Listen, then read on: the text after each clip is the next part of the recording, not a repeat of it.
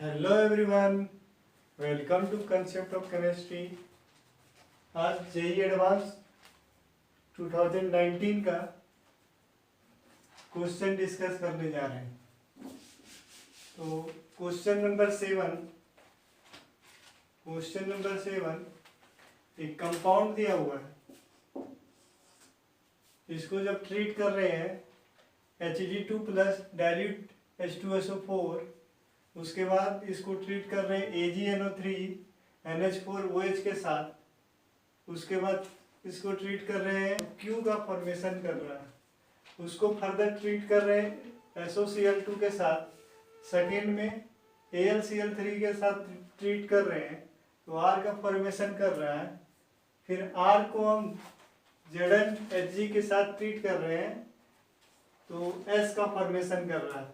तो ये रिएक्शन दिया हुआ है, इसको हम कंप्लीट करते हैं, सॉल्व करते हैं इसको स्टेप बाय स्टेप, और जो ऑप्शन है उसको चूज करना है। तो स्टार्ट करते हैं। तो देखिए इस रिएक्शन में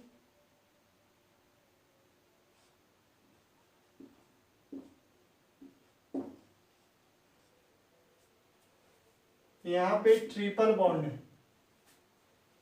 तो HgSO4 डाइल्यूट H2SO4 ये हाइड्रेशन करता है, HOH का एडिशन करवाता है मार्कोनी और रूल के अनुसार। यहाँ पे OH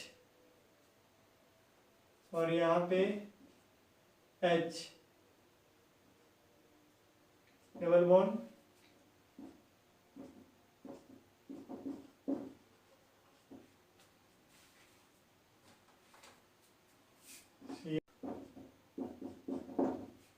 जब Hg2 प्लस डाइल्यूट H2SO4 के साथ ट्रीट करेंगे तो ये इनॉल का फॉर्मेशन करेगा। जब इसको टॉटोमराइज करेंगे तो इसका कीटो फॉर्म में चेंज हो जाएगा।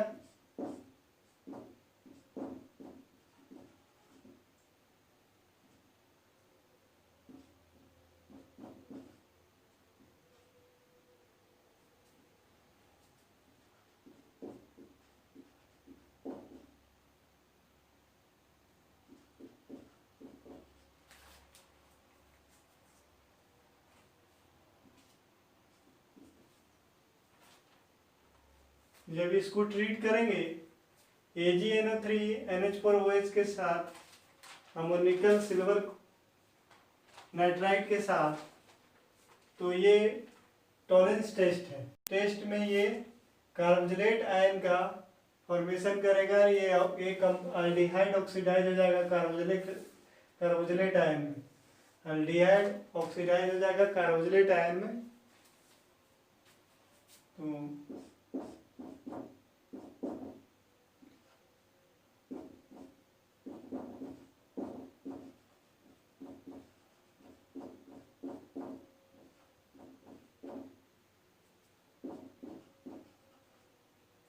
जब इसको ट्रीट करेंगे हम ZnHg कॉम्प्लेक्स Cl के साथ, ये क्लेमेंसन रिएक्शन है। क्लेमेंसन रिएक्शन में कार्बोनिल ग्रुप कन्वर्ट होता है अल्केन में, तो ये जो कार्बोनिल ग्रुप है उसका कन्वर्जन होगा अल्केन में और ये कंपाउंड का फॉर्मेशन करेगा।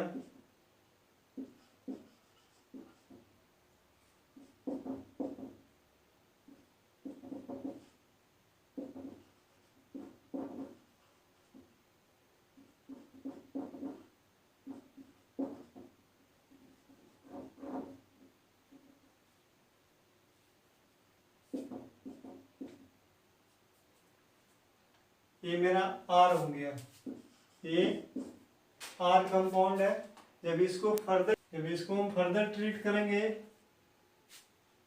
SOCl2 के साथ, इथाइनिल क्लोराइड से इसको जब ट्रीट करेंगे तो ये OH जो है तो Cl से सब्स्टिट्यूट हो जाएगा। ये एक सब्स्टिट्यूशन रिएक्शन है, Cl का यहाँ पे सब्स्टिट्यूशन हो जाएगा।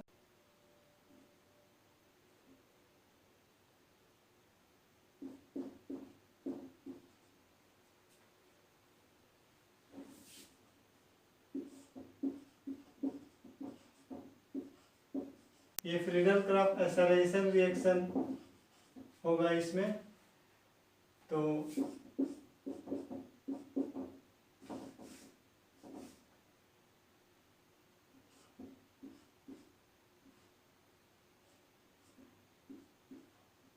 वो एमी ग्रुप में लगा हुआ है।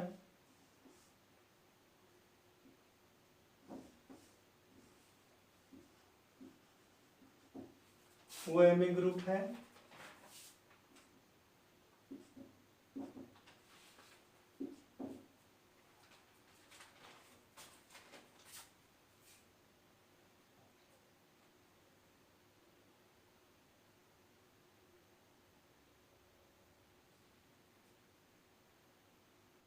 इसका इंट्रामोलिकुलर साइक्लाइजेशन ये यहाँ पे कंबाइन करेगा, यहाँ पे करेगा या फिर यहाँ पे करेगा।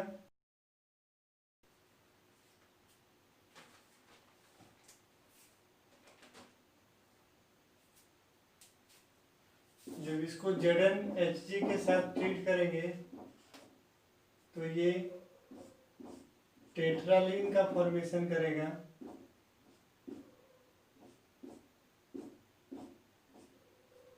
तो ये टेट्रालीन का फॉर्मेशन करेगा।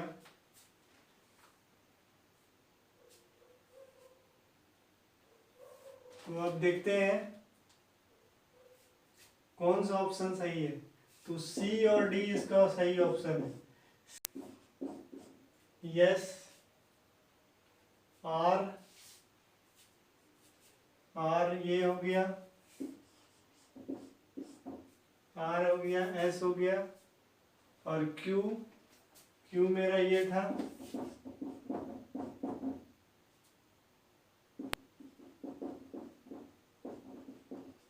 ये मेरा CH2 क्यू था। तो क्यू का स्ट्रक्चर ये दिया हुआ है सी ऑप्शन में और आर दिया हुआ ये, तो ये ऑप्शन सही है, सी ऑप्शन सही हो गया। डी ऑप्शन में आर का स्ट्रक्चर दिया हुआ है ये और S. Question number 8, choose the correct option. Natural rubber is polyisoprene containing trans-alkene unit. B. Nylon 6 has amide linkage. C. Teflon is prepared by heating tetrafluoroethane in presence of a persulfate catalyst at a high pressure. Cellulose has only alpha D glucose link units that are joined by glycosidic linkage. तो ये question है, इसमें से कौन सा option सही है। तो natural rubber is polyisoprene. Natural rubber polyisoprene जो है से ट्रांस अल्कीन नहीं है, ये सिस अल्कीन है। ये सिस अल्कीन है लिखा हुआ है, इसलिए ये फर्स्ट वाला गलत है। दूसरा बी जो ऑप्शन है, ए ऑप्शन क्यों गलत है, क्योंकि यहाँ पे ट्रांस अल्कीन लिखा हुआ है। सिस अल्कीन रहता तो ये सही था। सिस पोली आइसोप्रीन जो है वो नेचुरल रबर है। B nylon 6 has amide linkage. तो नाइलॉन 6 एग्जाम्पल ले लेते हैं कैप्रोलैक्टम का। बैकमेन रिएजेंट में आप लोग पढ़े होंगे कि कैप्रोलैक्टम जो है उसका जो स्ट्रक्चर जो है 7 मेंबर रिंग है और यहाँ पे NH का, यहाँ पे CO, इस तरह का उसका अरेंजमेंट है, CH2 तो यहाँ पे अमाइड लिंकेज है। हाँ, नाइलॉन 6 में अमाइड लिंकेज है, तो ये सही है, बी ऑप्शन सही है। ये सही नहीं है, बी सही है। C Teflon is prepared by heating tetrafluoroethene in the presence of persulphate catalyst at high temperature. तो ये भी सही है, बी भी सही है, सी भी सही है। सी क्यों सही है? क्योंकि टेफ्लॉन जो है, टेफ्लॉन का मोनोमर होता है टेट्राफ्लोरोइथेन CF2CF2। इसको पोलीमराइज करके टेफ्लॉन का फॉर्मेशन किया जाता है। तो ये भी ऑप्शन सही है। D, glucose has only alpha D units, linkage unit that are joined by a glycosidic linkage. तो cellulose has only alpha D glucose unit that are joined by glycosidic linkage. तो अल्फा डी नहीं होगा, इसमें beta D होता है। Cellulose में beta D glucose linkage है, यहाँ पे अल्फा डी नहीं है, तो ये गलत है। तो इसका आंसर बी और C. Next question, integer type. इस क्वेश्चन जो है, next question, question number 9। For each question enter the correct numerical value of the answer 2 decimal. 2 decimal तक इसमें ही आंसर देना है, 2 डेसिमल तक ही आंसर देना है। फुल मार्क्स +3, और अगर अटेम्प्ट नहीं किए तो 0, नेगेटिव मार्किंग इसमें नहीं है। Question number 9, the amount of water in gram in the oxidation of 1 mole of rhombic sulphur by conc HNO3 to a compound with the highest oxidation state of sulfur, given data molar mass of water is 18 gram per mole। given क्या है? H2O का molar mass of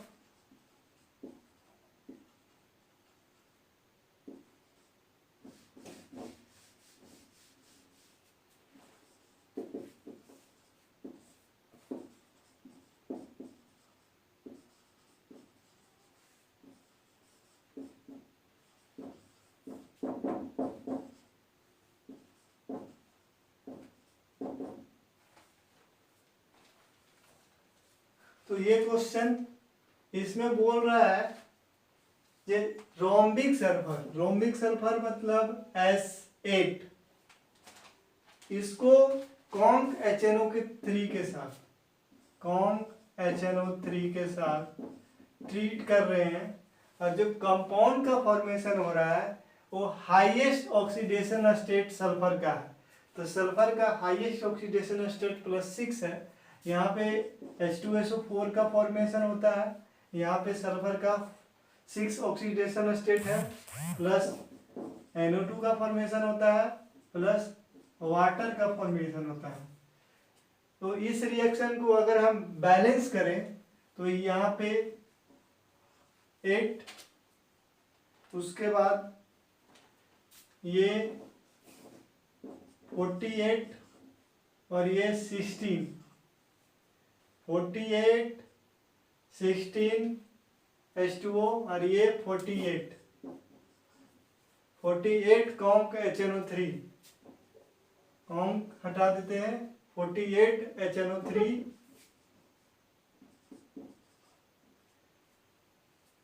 तो as per question में बोल रहा है जो 1 mole of S8, 1 mole of S8 react with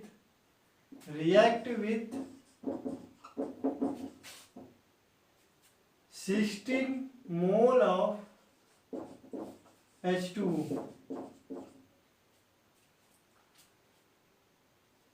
तो बोल रहा है क्वेश्चन में ये 1 मोल ऑफ एसिड के रिएक्ट करने के लिए कितना H2O का अमाउंट चाहिए। तो 1 मोल को रिएक्ट करने के लिए 16 इंटू इसका मोलर मास कितना हुआ, ये 288 इसका सही आंसर है। यहाँ पे जो रेंज दिया हुआ है 288 से लेकर के 288.30, ये इसका रेंज दिया हुआ है।